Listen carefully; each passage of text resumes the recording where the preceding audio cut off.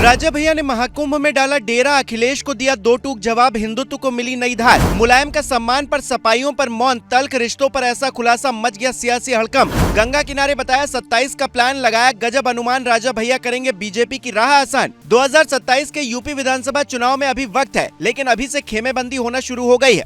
नेता अपने बयानों से अपनी सियासी राह को साफ करते नजर आ रहे हैं। इन्हीं में से एक जनसत्ता दल लोकतांत्रिक के मुखिया राजा भैया ने अखिलेश यादव को लेकर ऐसी बात कह दी है कि यूपी की सियासत में भूचाल आ गया है। एक चैनल से बातचीत में उन्होंने कहा है कि मैं कभी समाजवादी पार्टी में नहीं रहा, न ही समाजवादी विचारों से मेरा कोई लेना देना है। हालांकि मुलायम सिंह यादव का हमेशा सम्मान किया है। यानी कि 2027 के यूपी विधानसभा चुनाव में राजा भैया अपनी मौजूदा विचारधारा के साथ चुनावी मैदान में उतरने को तैयार हैं। ऐसे में माना जा रहा है कि राजा भैया की पार्टी भी बीजेपी की तरह हिंदुत्व की राह पर आगे बढ़ेगी। हालांकि ये सिर्फ अनुमान है। 2027 के यूपी विधानसभा चुनाव में राजा भैया किस पार्टी के साथ गठबंधन करेंगे, ये आने वाला वक्त ही बताएगा। मगर इतना साफ है कि वो हिंदुत्व के विचारों को लेकर कोई समझौता करने के मूड में दिखाई नहीं दे रहे और समाजवादी पार्टी से जो दूरी दिखाने की कोशिश कर रहे हैं, उससे बहुत कुछ साफ हो जाता है। हालांकि हमेशा से ऐसा नहीं था।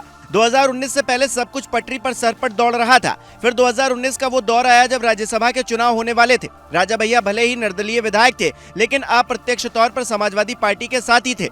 दूसरी तरफ सपा ने बसपा से गठबंधन का रिश्ता जोड़ रखा था, जो राजा भैया को रास नहीं आ रहा था, जिसका नतीजा ये रहा कि अखिलेश की बात उन्होंने नहीं मानी और बीजेपी के कैंडिडेट को राज्यसभा में अपना वोट दे दिया। हालांकि ये अलग बात है कि राजा भैया कहते हैं कि उनके सपा संस्थापक मुलायम सिंह यादव से अच्छे रिश्ते थे, वो सपा सरकार में मंत्री भी रह चुके हैं। मगर मौजूदा वक्त में अखिलेश यादव और राजा भैया के रिश्तों के बीच खटास है और जब से राजा भैया ने सनातन की लौ जलाई है, तब से साफ तौर से उनका झुकाव बीजेपी की तरफ ज्यादा दिखने लगा है। यही वजह है कि राजा भैया कहते हैं कि काशी और मथुरा कानूनी तौर से लेना हमारा हक है। कितना अच्छा होता कि प्रयागराज का जल लेते और ज्ञानव्यापी में जलाभिषेक करते। इतना ही नहीं, महाकुंभ में अपने शिविर से राजा भैया ये ऐलान करते हैं कि हिंदुत्व के विचारों से अब कोई समझौता नहीं होगा और पार्टी आगे सिर्फ अपने विचारों के आधार पर गठबंधन करेगी। योगी सरकार में हो रहे कुंभ को राजा भैया अलौकिक भी बताते हैं। कहते हैं कि मौनी अमावस्या के दिन हुई भगदड़ और उसमें हुई मौतें दुखद है, लेकिन अगर उसे एक अपवाद मान लिया जाए तो ये महाकुंभ अभूतपूर्व रूप से सफल है और जिस तरीके का आयोजन हुआ है,